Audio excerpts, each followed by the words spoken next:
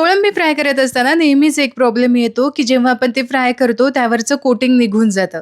मसाला वेगळा आणि कोळंबी वेगळी होते. आणि असं होऊ नये म्हणून खास ट्रिक तुमच्यासाठीच. आज आपण बनवतो आहोत मस्त चमचमीत असे कोळंबी फ्राय, जे बनवायला खरंच खूप सोपे आहेत आणि अगदी झटपट तयारसुद्धा होतात. इथे कोळंबी फ्राय बनवण्यासाठी अर्धा किलो कोळंबी मी चांगली स्वच्छ निवडून घेतलेली आहे. साधारण ती पाव किलो वगैरे साफ केल्यानंतर भरली. साईजला थोडीशी मोठीच आहे. आता कोळंबी आपल्याला आधी थोडीशी मॅरिनेट करून घ्यायची आहे. थोडीशी म्हणजे अगदी बेसिक साहित्यामध्येच हे आपण मॅरिनेट करून घेणार आहोत.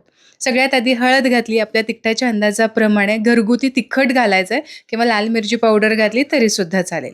यासोबतच रंगाला काश्मीरी लाल मिरची पावडर घातली आणि यासोबतच चिकन मसाला, मटन मसाला असं तुम्ही यामध्ये घालू शकता. 1 चमचाभर घालायचा आणि सोबतच 1 चमचा जिरे पावडर घातली. चवीपुरतीचं मीठ घातलं आणि हे सगळे जे बेसिक मसाले आहेत ते व्यवस्थित आपल्याला या कोळंबीला लावून घ्यायचे. आता बऱ्याचदा तक्रार असते की कोळंबीचा तो वास येतो, तर यासाठी यामध्ये आवर्जून आलं लसणाची पेस्ट घालायची आणि सोबतच अर्धा लिंबाचा रससुद्धा पिळायचा.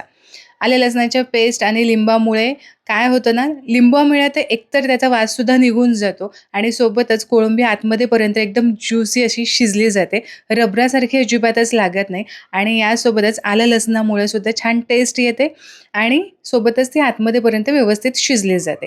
आता वरचं कोटिंग करण्यासाठी पाव वाटी भरून रवा घेतलाय. खूप जाड नको किंवा अगदीच बारीकसुद्धा नको. मध्यम जाड असा रवा असायला हवा. अगदी 1 चमचाभर बेसन पीठ मी यामध्ये घातलं. बेसनामुळे येतो खमंगपणा आणि सोबतच जे कोटिंग आहे ते व्यवस्थित असं कोळंबीला चिकटलं जातं. थोडंसं मिरची पावडर आणि चवीपुरतीचं मीठ घातलं. इथे कोळंबी साधारण अर्ध्या तासासाठी मी मॅरिनेट करून घेतलं. नसेल वेळ लगेचच करायला घेतलं तरीसुद्धा चालेल. आता कोळंबीला कोटिंग तेव्हाच होईल ज्यावेळेस तुम्ही हे जे कोटिंग आपण रव्याचं बनवलंय त्यामध्ये एक कोळंबी घोळवून घ्याल. बऱ्याचदा आपण घाईमध्ये सगळ्या कोळंबीवरती रवा घालतो, बेसन पीठ घालतो आणि तसंच मिक्स करून घेतो. असं केल्याने ना कोटिंग आपल्या त्या कोळंबीला व्यवस्थित होतच नाही. एकसारखं कोटिंग होण्यासाठी एक कोळंबीच आपल्याला त्या रव्याच्या मिश्रणामध्ये घोळवून घ्यायचं आहे. तर अशा पद्धतीने सगळे असे कोळंबी मी घोळवून घेतलेले आहेत. छान कोटिंग झालेलं आहे. हवं असेल तर डबल कोटिंगसुद्धा तुम्ही करून घेऊ शकता. म्हणजे काय करायचं, एकदा कोटिंग करून 15 मिनिटांसाठी अशीच कोळंबी ठेवायची आणि मग पुन्हा एकदा डबल कोट करून घ्यायचा.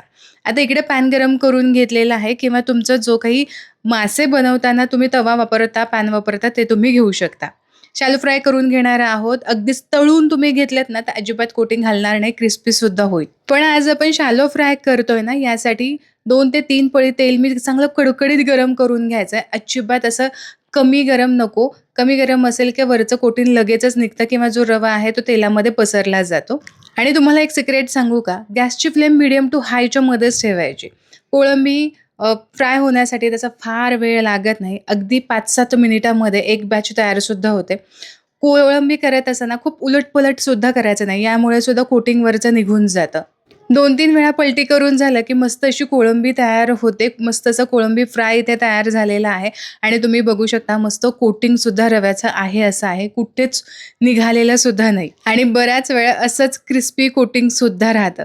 साधी सोपीच पण खूप उपयोगात पडणारी ही ट्रिक तुम्हाला आवडली असेल, आजचा हा व्हिडिओ, आजची रेसिपी आवडली असेल तर व्हिडिओला लाईक जरूर करा.